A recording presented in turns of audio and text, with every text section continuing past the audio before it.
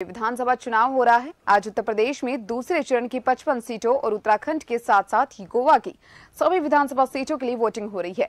आज होने वाले चुनाव में तीनों राज्यों की कुल 165 सीटों पर 1519 प्रत्याशी मैदान में हैं, जिसमें यूपी की 55 विधानसभा सीटों के 586 प्रत्याशी, उत्तराखंड के 70 सीटों पर 632 प्रत्याशी और गोवा के 40 सीटों पर 301 उम्मीदवार मैदान में हैं।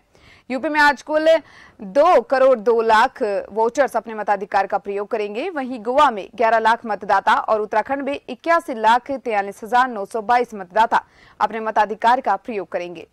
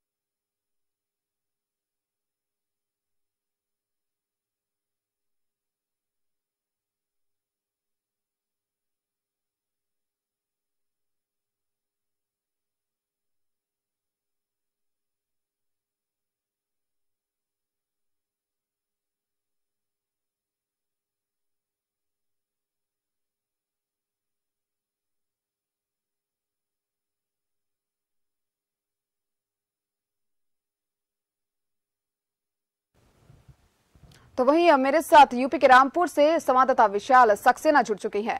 विशाल, क्या कुछ इंतजाम वहां पर चुनाव को लेकर मतदान केंद्रों पर किए गए हैं?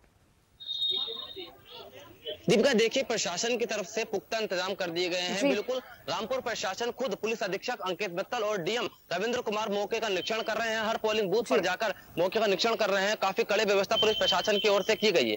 और अगर यहाँ के चुनावी माहौल की बात की जाए तो यहाँ के सपा से जो है वो आजम खान है, जो 9 बार यहाँ के विधायक रह चुके हैं, और भारतीय जनता पार्टी के हनी सक्सेना जो है यहाँ पर चुनाव मैदान में है, जो भारतीय जनता पार्टी ने उन्हें चुनाव मैदान में उतारा है। अब देखना यह रहता है कि इन दोनों की यहाँ से टक्कर है तो यहाँ से किसका परचम लहरता है।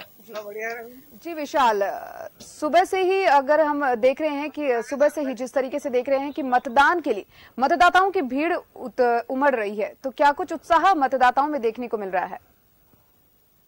दीपिका, सुबह 7 बजे से पोलिंग बूथों पर मतदाताओं की भीड़ लगना शुरू हो गई थी, लेकिन हालांकि कोहरे के चलते भीड़ कम थी। लेकिन अब जैसे जैसे सूरज ऊपर आता जा रहा है और धूप की किरणें जो है वो तेज होती चली जा रही हैं, पोलिंग बूथ पर युवा, महिला, बुजुर्ग जो है वो अपने अपने पोलिंग बूथ पर पहुंच रहे हैं और ज्यादा से ज्यादा मतदान कर रहे हैं।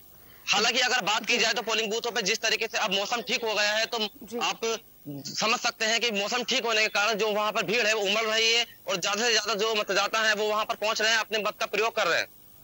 जी विशाल, वहीं बात करें तो यूपी में दूसरे चरण का चुनाव है, तो वही सपा प्रत्याशी जेल से ही चुनाव लड़ रहे हैं, उसके बारे में क्या कुछ कहेंगे आप?